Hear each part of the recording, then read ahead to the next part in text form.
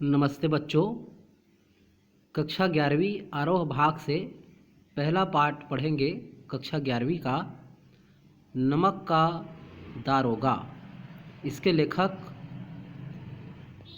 प्रेमचंद जी हैं। तो आइए पढ़ते हैं।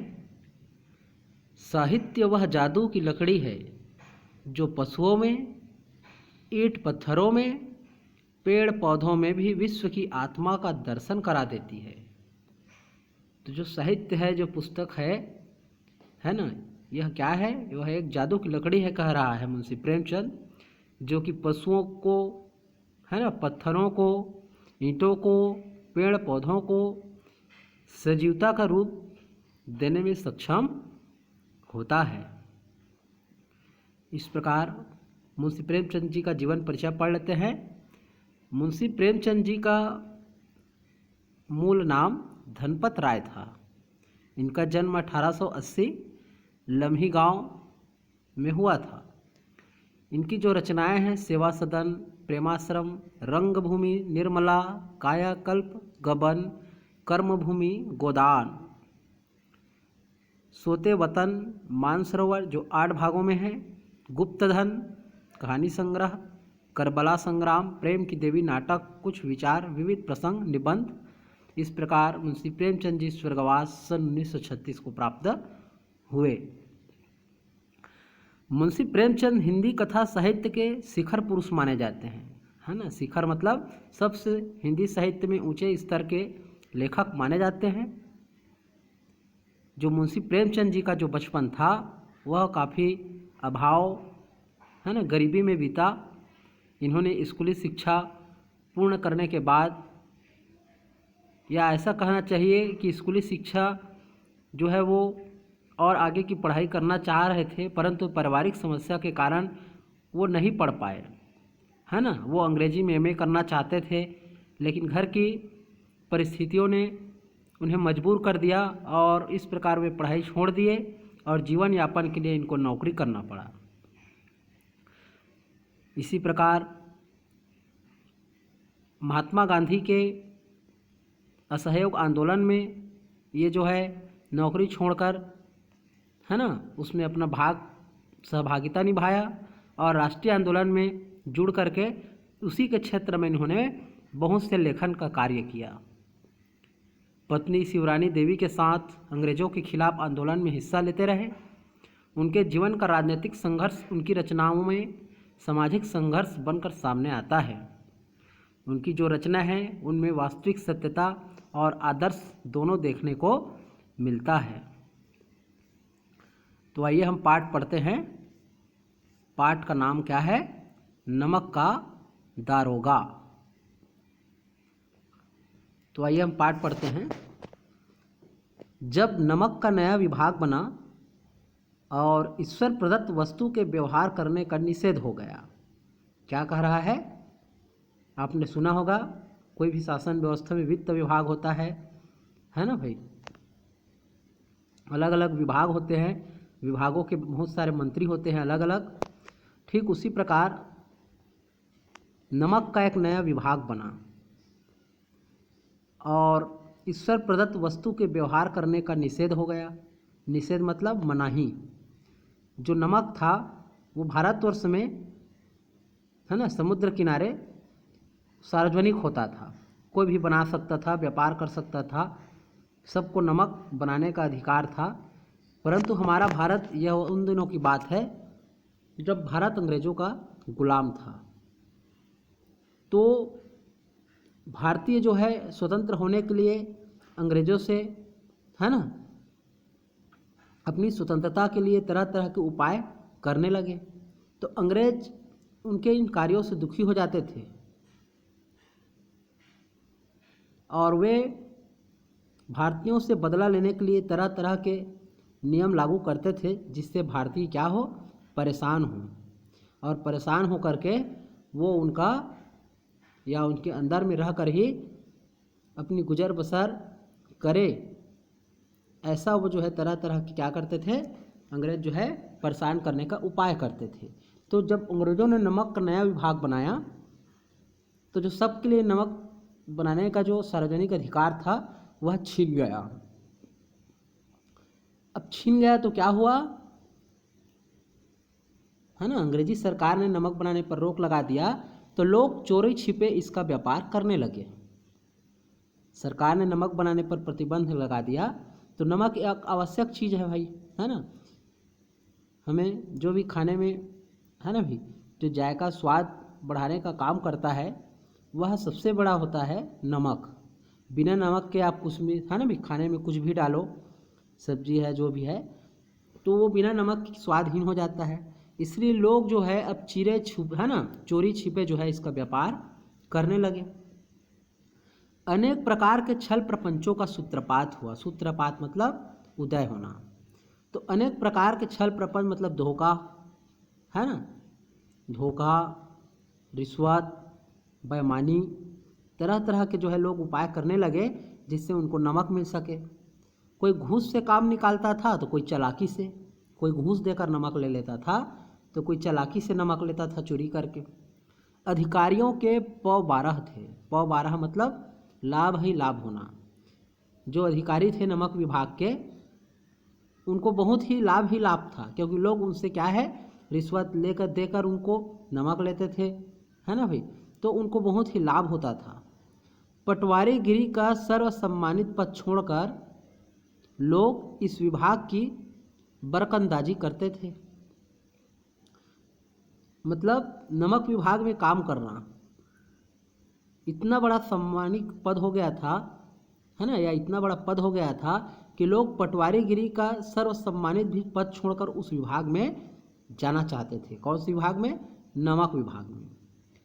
इसके दारोगा पद के लिए तो वकीलों का भी जी ललचाता था, और नमक विभाग में दारोगा पद प्राप्त करने के लिए जो बड़े बड़े वकील है ना, वकीलों का क्या होता है, बहुत आवक होता है पैसे का।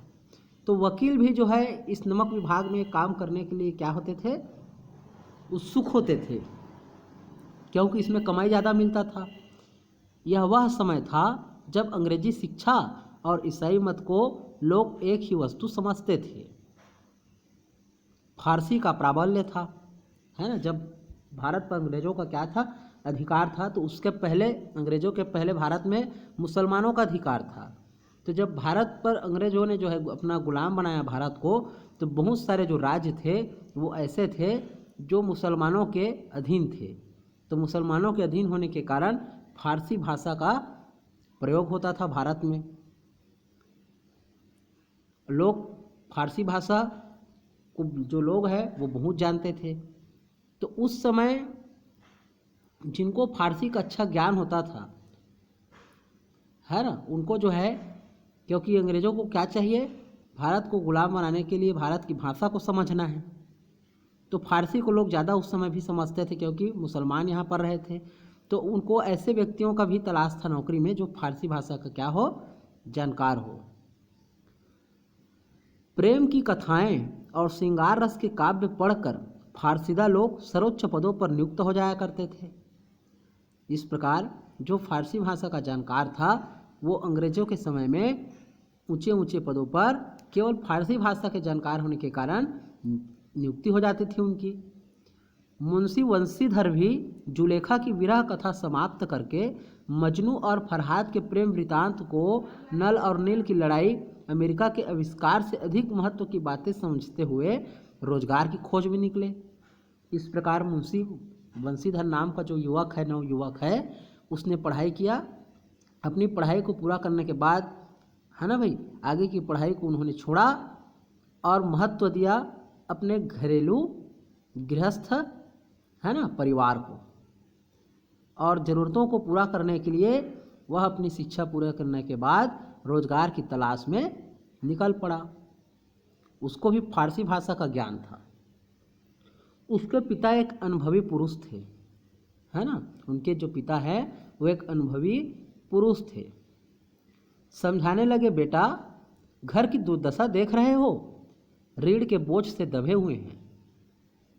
जो बंशीधर का पिता है वो समझा रहा है अपने बेटे को कि बेटा घर की परिस्थिति खराब है ना, हम कर्जों से दबे हुए हैं, लड़कियां हैं वह घास फूस की तरह बढ़ती चली जाती है है ना, जो लड़कियां हैं वो क्या है, घास फूस की तरह बढ़ती चली जाती है।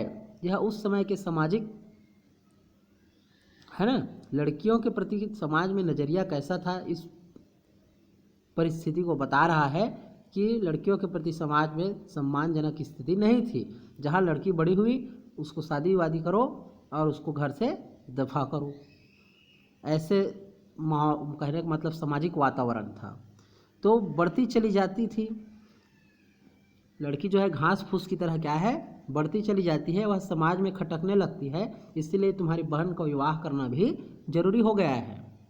और मैं कगारे पर का वृक्ष हो रहा हूँ। कगारे मतलब किनारा, है ना, किनारे के जो वृक्ष होते हैं उनकी मिट्टी की पकड़ कम कम होती है, और वो, है ना, तूफान होने पर क्या है,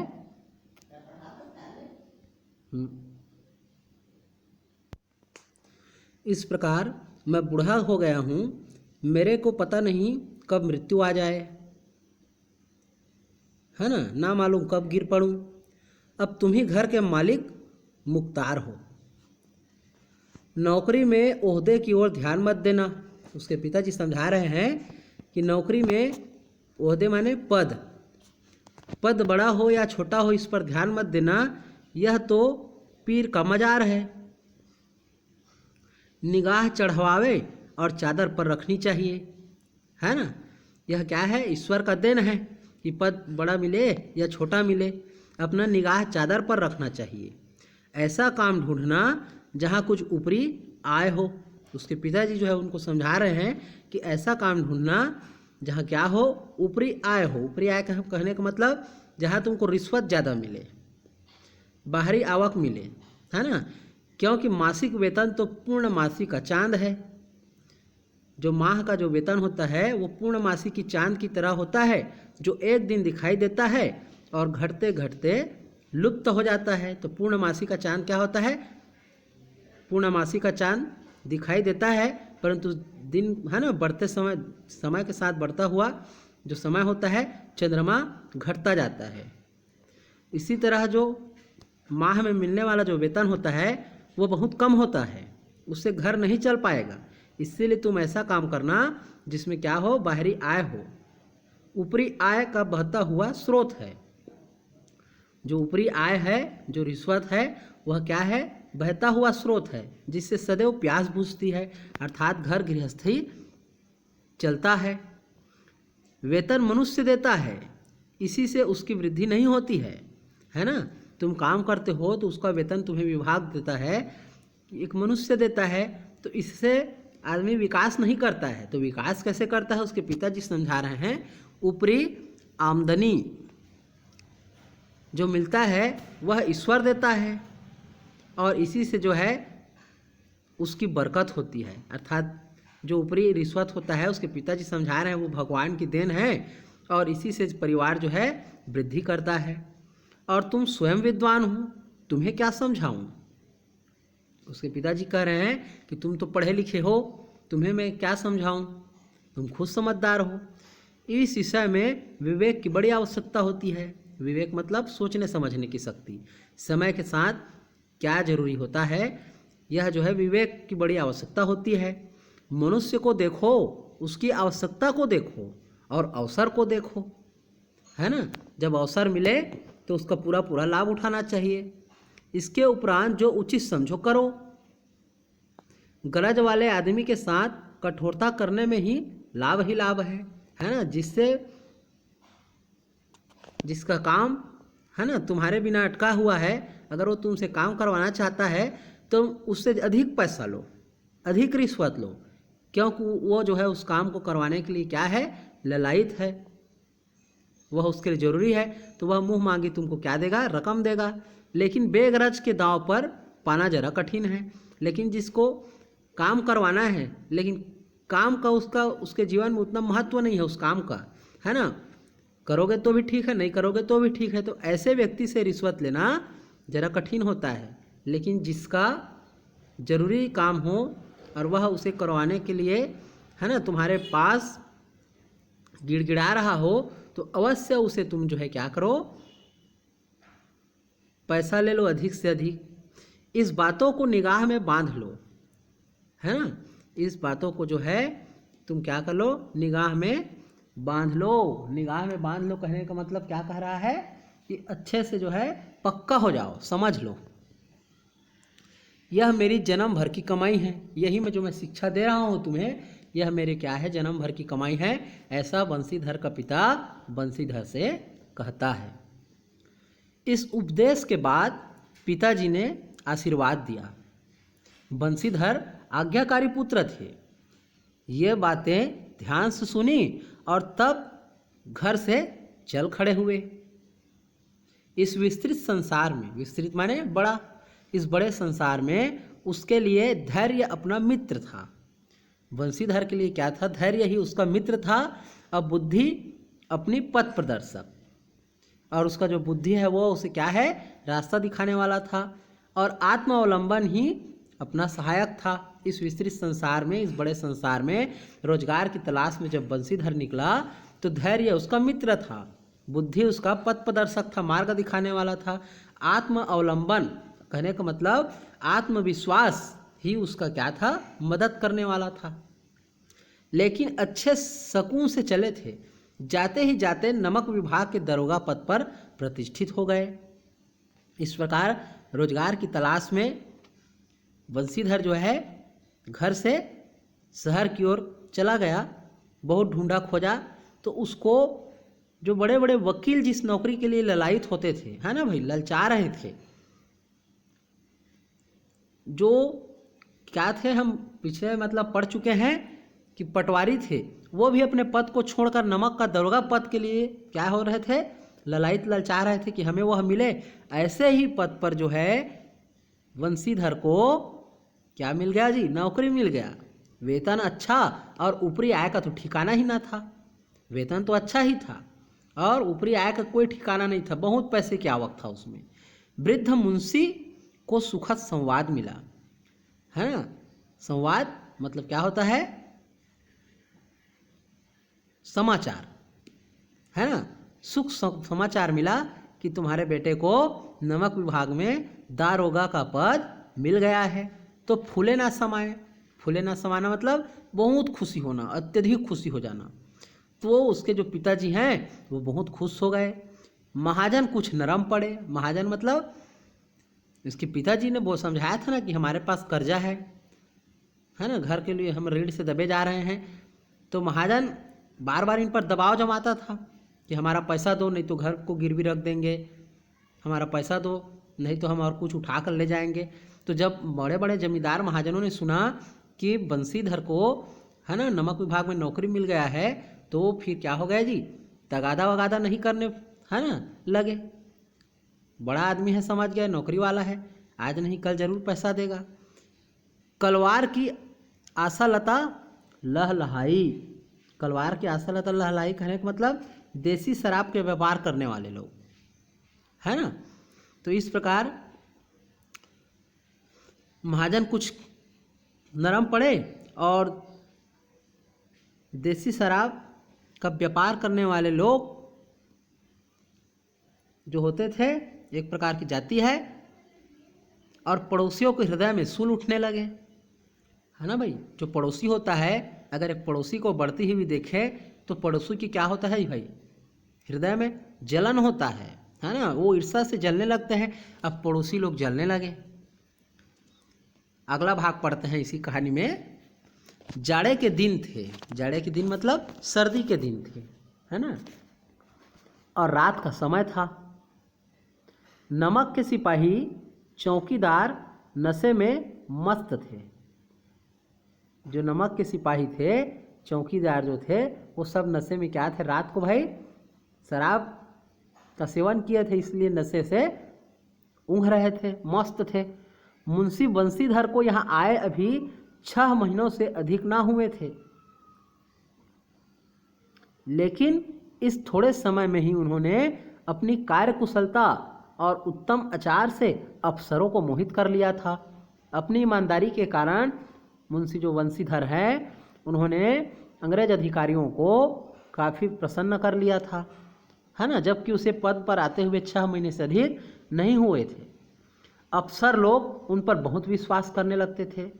नमक के दफ्तर से 1 मील पूर्व की ओर जमुना बहती थी। जमुना क्या है? नदी का नाम है। नमक का दफ्तर मतलब ऑफिस से 1 मील पूर्व की ओर, है ना, दिशा पूर्व मतलब दिशा पूर्व की ओर जमुना नदी बहती थी। उस पर नाव का एक पुल बना हुआ था। देखो किसका पुल बना हुआ था? नाव का पुल बना हुआ था। दरोगा जी किवाड़ बंद किए मीठी नींद में सो रहे थे। जो बंसीधर दरोगा है वो खिड़की को बंद करके मीठी नींद में सो रहे थे। अचानक आँख खुली, है ना, रात को, आधी रात को वे नींद से जगे अचानक, तो उनकी आँख खुली तो नदी प्रवाह की जगह गाड़ियों की गड़गड़ाहट तथा मल्लाहों का कोलाहल सुनाई दिया। क्या कह रहा है? जब मुंशी बंसीधर को, है ना भाई, जो है अचानक आधी रात को नींद खुला तो नदियों के प्रवाह की जगह, है ना, नदी का प्रवाह मतलब धारा, जो नदी बहती है उसकी जगह गाड़ियों की गड़गड़ाहट सुनाई दिया, मल्लाहों का कोलाहल सुनाई दिया, जो नाव चलाते हैं, है ना, वो जो मल्लाह है उनका बहुत आवाज़ सुनाई दिया। उठ बैठे, अरे ये क्या, इतनी रात गए गाड़ियाँ क्यों नदी के पार जाती है? अवश्य कुछ ना कुछ गोलमाल है। ऐसा जो है तर्क ने भ्रम को पुष्ट किया। इतनी रात को भला नदी में इतनी सारी गाड़ियाँ कैसे जाएगा, क्यों जाएगा? और इतने सारे लोग आपस में बातचीत कर रहे हैं, तो जरूर कुछ ना कुछ गड़बड़ है। ऐसा सोच करके बंसीधर ने अपने जो भ्रम है उसको जरूर कुछ ना कुछ गड़बड़ है ऐसा समझकर दूर किया और वर्दी को पहना, तमंचा जेब में रखा। तमंचा मतलब देसी बंदूक होता है। और वर्दी को पहना, बंदूक को अपने जेब में रखा और बात ही बात में घोड़ा बढ़ाए हुए पुल पर आ पहुंचा। इस प्रकार घोड़ा में चढ़ करके बंसीधर जो दरोगा है वो क्या हो गए, पुल के पास आ गए। गाड़ियों की एक लंबी कतार पुल के पार जाती दिखी। लंबी कतार माने बहुत सारी गाड़ियाँ पुल के पार से जाती उसको दिखी। डांट कर पूछा, किसकी गाड़ियाँ हैं?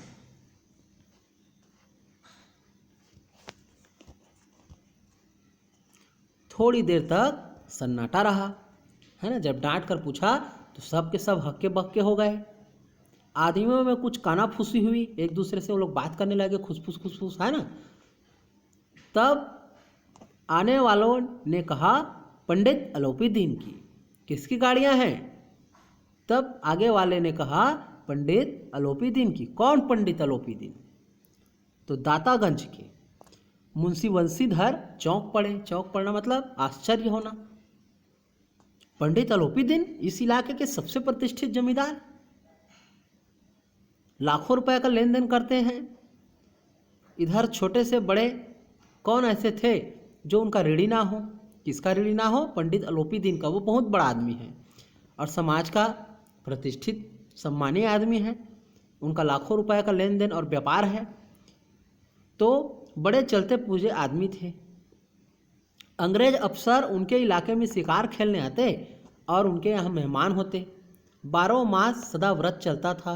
12 मास सदा व्रत चलता था कहने का मतलब जो पंडित अलोपीदीन था वो सदा लोगों को, गरीब लोगों को अन्न बांटा करता था।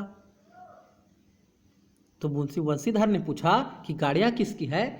तो आगे वाले ने जवाब दिया था कि, है ना, अलोपीदीन का।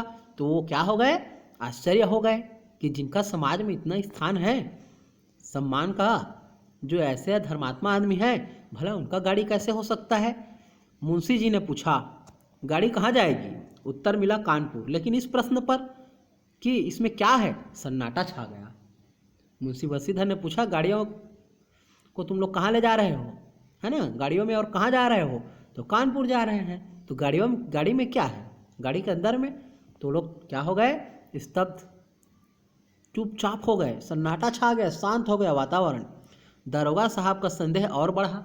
मुंशी बंसीधर को लगा जरूर कुछ न कुछ गड़बड़ है और कुछ देर तक उत्तर की बाट देखकर वह जोर से बोले, क्या तुम सब गूंगे हो गए हो, है ना।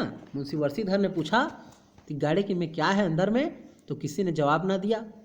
जब जवाब नहीं दिया तो फिर मुंशी बंसीधर ने जोर से कहा कि तुम सब गूंगे हो गए हो क्या? हम पूछते हैं इसमें क्या लदा है। जब इस बार भी कोई उत्तर ना मिला तो उन्होंने घोड़े को एक गाड़ी से मिलाकर बोरे को टटोला। अब भ्रम दूर हो गया, यह सब नमक के ढेले थे। आपको पहले हम पढ़ा चुके हैं ऊपर में कि नमक पर क्या लगा है, प्रतिबंध लगा है नमक बनाने पर, है ना। सरकार ने प्रतिबंध लगाया है, नमक खरीदना, नमक बनाना, ये सब सरकार ने प्रतिबंध लगाया है। तो यहाँ पर नमक की चोरी हो रहा था। तो पंडित जो है आलोपी दिन की गाड़ी को मुंशी बंसीधर ने जो है टटोला, है ना भाई, कि इसमें क्या लदा है। तो क्या मिला? नमक का ढेला, है ना। बड़ा बड़ा जो टुकड़ा होता है उसको ढेले कहते हैं। तो पंडित आलोपी दिन अपने सजीले रथ पर सवार होकर कुछ सोते कुछ जागते चले आते थे। अचानक कई गाड़ी वालों ने घबराए हुए आकर जगाया। किसको जगाया? पंडित आलोपी दिन को, जो गाड़ी में जा रहा था, है ना भाई। कुछ चले आ रहे थे और भी सजीले रथ पर, है ना, बड़ा आदमी है। तो उसके जो आदमी है वो सब घबरा गए, क्योंकि दरोगा जी उनके गाड़ी को रोक लिए हैं। तो सब घबरा गए और पंडित आलोपी दिन को जाकर क्या किए? जगाए और बोले, महाराज दरोगा ने गाड़ी रोक दी है और घाट पर खड़े आपको बुलाते हैं। पंडित आलोपी दिन का लक्ष्मी जी पर अखंड विश्वास था, है ना। जो पंडित आलोपी दिन है उसको लक्ष्मी कहने का मतलब पैसा, धन पर बहुत विश्वास था। वो कहा करते थे कि संसार का तो क्या स्वर्ग में भी लक्ष्मी का ही राज्य है। उनका यह कहना था, उनके लिए सत्य था। वो कहते थे कि पैसे से सब कुछ खरीदा जा सकता है, न्याय नीति सब लक्ष्मी के खिलौने हैं, है ना। पैसे से सब कुछ खरीदा जा सकता है, पैसा है तो सब कुछ है। इन्हें वह जैसे चाहती है नचाती है। लेटे ही लेटे गर्व से बोले, वो तो बड़ा आदमी है, उसके पास धन है, इसलिए वो इस बात से डरा नहीं, और बल्कि गर्व मतलब घमंड से बोले ऊंचे आवाज में, चलो हम आते हैं। यह कहकर पंडित जो आलोपी दिन है बड़ी निश्चिलता मतलब आराम से पान के बीड़े लगाकर खाए, है ना भी। पान खाया, कोई उनको घबराहट नहीं था, कोई डर नहीं था। फिर लिहाफ ओढ़े, लिहाफ मतलब चादर, ठंड का समय था ना, और चादर ओढ़े हुए दरोगा के पास आकर बोले, बाबूजी आशीर्वाद, कहिए हमसे ऐसा कौन सा अपराध हुआ कि गाड़ियाँ रोक दी गई? हम ब्राह्मणों पर तो आपकी कृपा दृष्टि रहनी चाहिए। वंशीधर रुखाई मतलब नाराज, है ना। वंशीधर नाराजगी से बोले, सरकारी हुक्म है। वो पूछा कि भाई आप गाड़ियाँ क्यों रोक दिए? हम ब्राह्मणों पर आपकी कृपा होनी चाहिए, है ना। हमारी गाड़ी आप रोक दिए भाई, क्या आपको परेशानी है? जो भी परेशानी होता आप हमें बताते। तो वंशीधर नाराजगी से बोले कि नहीं नहीं, ये सरकार का आदेश है, मैं सरकार के आदेशों का पालन कर रहा हूँ। पंडित आलोपी दिन ने हंसकर कहा, हम सरकारी हुक्म को नहीं जानते और ना ही सरकार को, हमारे सरकार तो आप ही हैं। हमारा और आपका तो घर का मामला है, हम सब, है ना, हम कभी आपसे बाहर थोड़े हो सकते हैं। और आलोपी दिन कहता है, ये सरकार वगैरह हम नहीं जानते, हमारे सरकार तो आप हैं, आप जैसा चाहेंगे वैसा होगा। आपने व्यर्थ का कष्ट उठाया, है ना, कष्ट मतलब तकलीफ, आपने गाड़ियाँ रोकी, मुझे बुलाया, ऐसा क्यों तकलीफ उठाया आपने? यह हो नहीं सकता कि इधर से जाएं और इस घाट के देवता को भेंट न चढ़ाएं, है ना। घाट के देवता कौन है? बंसीधर दरोगा जी हैं। पंडित आलोपी दिन कह रहे हैं कि आपसे, है ना, हम बचकर कहाँ जाएंगे? जरूर हम आपको आपका मेहताना देते, आपको रिश्वत देते, आपको तकलीफ उठाने की क्या ज़रूरत है ना। इस प्रकार ऐसा वो जो है कहता है कि जरूर हम घाट के देवता को भेंट चढ़ाते, मैं तो आपकी सेवा में स्वयं ही आ रहा था। वंशीधर पर ऐश्वर्य की मोहनी वंशी का कुछ प्रभाव ना पड़ा। इस प्रकार वंशीधर जो है ऐश्वर्य की मोहनी अर्थात धन रिश्वत ने उसके, है ना, हृदय पर कोई प्रभाव नहीं डाला। वह ईमानदार था और नए उत्साह के साथ वहीं पर खड़ा रहा और जोर से बोला कड़क कर, हम उन नमक हराओं में नहीं जो कौड़ियों पर अपना ईमान बेचते फिरते हैं। कौड़ी मतलब कम पैसा, है ना, थोड़े पैसे पर। हम उन नमक हरामों में नहीं जो थोड़े पैसों के लिए अपना ईमान बेच दें। आप इस समय हिरासत में हैं, हम आपको गिरफ्तार करते हैं। आपके कायदे के अनुसार चलना होगा, आपके कानून के अनुसार चलना होगा। बस मुझे अभी अधिक बातों की फुर्सत नहीं, आप ज़्यादा बात ना कीजिए। मैं जमादार बदलू सिंह, है ना, तुम्हें हुक्म देता हूँ कि आरोपी दिन को हिरासत में ले लो और इसे लेकर चलो। ऐसा कौन कहता है? बंसीधर कहता है। अब बदलू सिंह कौन है? बंसीधर जो दरोगा है उसका सिपाही है। पंडित आरोपी दिन स्तब्धित, है ना, स्तंभित हो गए, माने आश्चर्य हो गए। गाड़ी वालों में हलचल मच गई। अरे ये क्या, इतने बड़े आदमी को पकड़ रहा है, पैसा दे रहा है, फिर ही उसकी मति मारी गई है ना। ऐसा जो है लोग आपस में चर्चा करने लगे। पंडित जी के जीवन में कदाचित यह पहला अवसर था। पंडित जो आरोपी दिन था वो सबको खरीद चुका था, है ना, बड़ा आदमी था, लेकिन यह उसके जीवन में पहला अवसर था कि किसी आदमी ने, किसी अफसर ने उनकी गाड़ी को रोका था। पंडित जी को यह ऐसी कठोर बातें सुननी पड़ी, ये पहली बार था। बदलू सिंह आगे बढ़ा, किंतु रोप के मारे यह साहस न हुआ कि उसका हाथ पकड़ सके। किसका रोप? पंडित आरोपी दिन का। बड़ा आदमी है ना, उसका पहुंच दूर दूर तक है, समाज में उसका सम्मान है, बड़ा आदमी है। तो एक सिपाही उसे पकड़ने के लिए क्या हो रहा है, झिझक रहा है। पंडित जी ने धर्म को धन का ऐसा निरादर करते कभी ना देखा। पंडित आरोपी दिन ने धर्म को धन का ऐसा निरादर करते कभी नहीं देखा, है ना। धर्म को धन का कहे का आशय यह है कि पहली बार देखा कि किसी अधिकारी को पैसा मिल रहा है तो पैसा ना ले करके अपने धर्म पर, अपने कर्तव्य पर टिका हुआ है ना। और इस प्रकार ऐसा उसने पहली बार देखा। विचार किया यह अभी उद्दंड लड़का है ना। उद्दंड कहने का मतलब नया लड़का है, नया नया नौकरी में आया है, इसलिए ऐसा इसके दिमाग में बसा हुआ है ईमानदारी का, है ना। माया मोह के जाल में भी फंसा नहीं है, अभी नव युवक है, शादी विवाह गृहस्थ जीवन में नहीं फंसा है, अल्हड़ है ना, नादान है, इसलिए रिश्वत लेने से झिझकता है। ऐसा उसने सोचा पंडित आरोपी दिन ने। अब बहुत दीन भाव से बोले, है ना, मतलब प्रार्थना करते हुए बोले, उससे प्रार्थना की और बोले कि बाबू साहब ऐसा ना कीजिए, हम मिट जाएंगे। कौन बोला? पंडित आरोपी दिन। इज्जत धूल में मिल जाएगी, है ना। हमारा समाज में बहुत मान सम्मान है भैया, आप ऐसा करोगे तो हमारा क्या होगा? हमारा अपमान करने से भला आपको क्या मिलेगा? हम किसी तरह आपसे बाहर थोड़ी ही हैं, अरे हम आपके ही तो आदमी हैं। वंशीधर ने कठोर स्वर में कहा, हम ऐसे बातें नहीं सुनना चाहते। आरोपी दिन ने जिस सहारे को चट्टान समझ रखा था, कौन से सहारे को? धन की ताकत को, पैसे की ताकत को, वह पैरों के नीचे से खिसकता हुआ मालूम हुआ, है ना, कि पैसा कोई काम नहीं आ रहा है। स्वाभिमान, धन, ऐश्वर्य को कड़ी चोट लगी, है ना।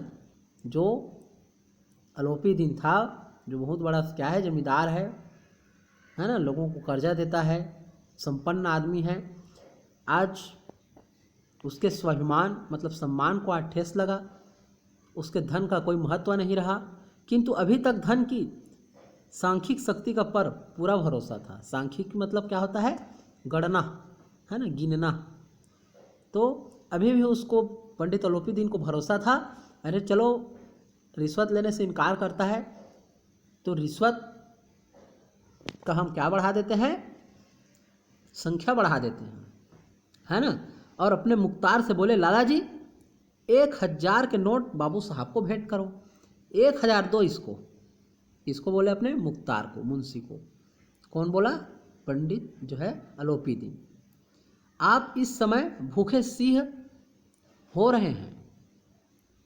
वंशीधर ने गर्म होकर कहा, गर्म होकर मतलब क्रोध से कहा, 1000 नहीं 1,00,000 भी मुझे सच्चे मार्ग से नहीं हटा सकते। धर्म की इस बुद्धिहीन दृढ़ता, देव दुर्लभ त्याग पर मन बहुत झुझलाया। अब दोनों शक्तियों में संग्राम होने लगा। कौन दोनों शक्तियों में?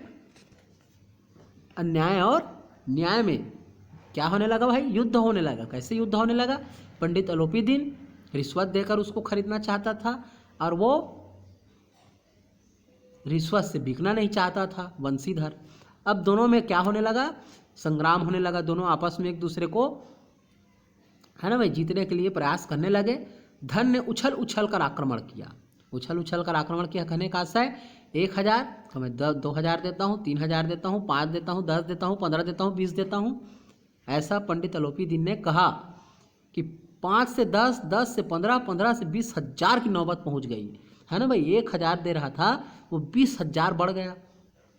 किंतु धर्म अलौकिक वीरता के साथ इस बहुसंख्यक सेना के सम्मुख अकेला पर्वत की भांति अटल अविचल खड़ा था। धर्म कौन है?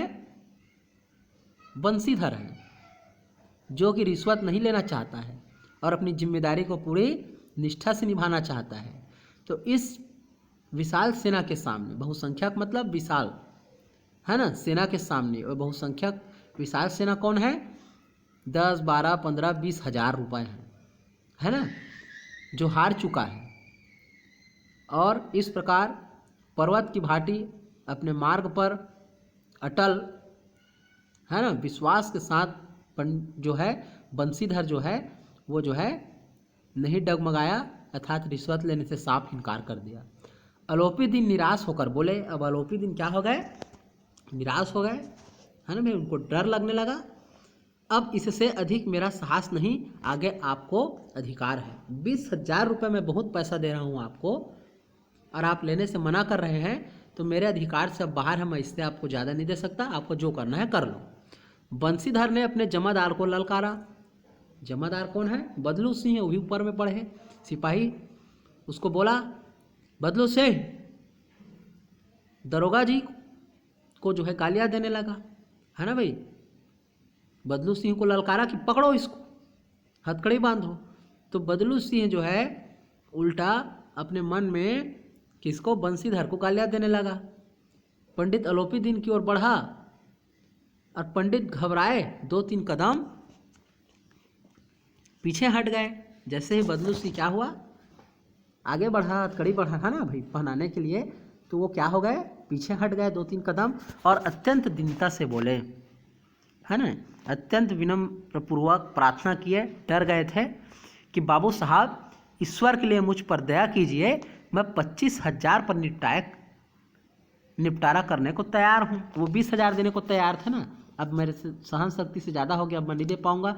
लेकिन देखा कि वो पकड़ के ही ले जाएगा, तो डर गया और बोला कि मैं 25,000 दे दूँगा।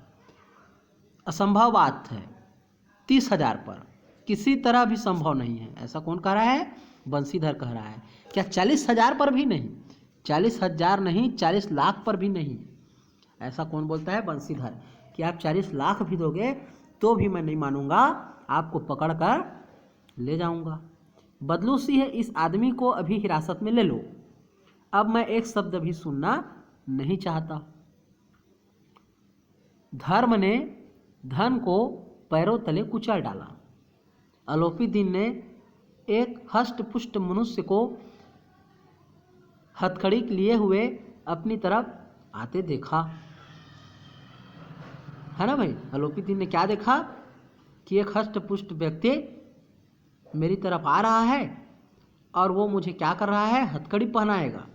चारों ओर निराशा और कातर दृष्टि से देखने लगे।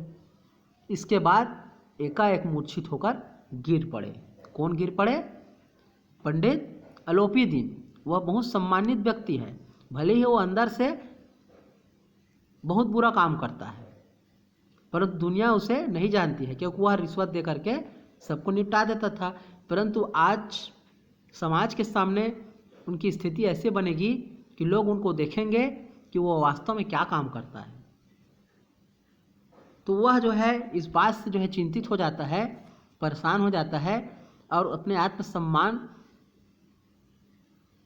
को जब देखता है ना भाई, अपने आत्मसम्मान को ठेस लग रहा है उसको, है ना भैया, उसका जो आत्मसम्मान है वो ठेस हो रहा लग रहा है उसको, है ना, अपमानित महसूस हो रहा है। तो दुनिया देखेगा तो क्या सोचेगा उसके बारे में। ये सब घटना को अपने मस्तिष्क में आंकलन करके, है ना, वह परेशान हो जाता है और हथकड़ी पहनाने के लिए बढ़ते हुए दरोगा जी को देखते हुए वह क्या हो जाता है, मूर्छित होकर, बेहोश होकर, कहने का मतलब गिर जाता है। आगे का भाग कल पढ़ेंगे।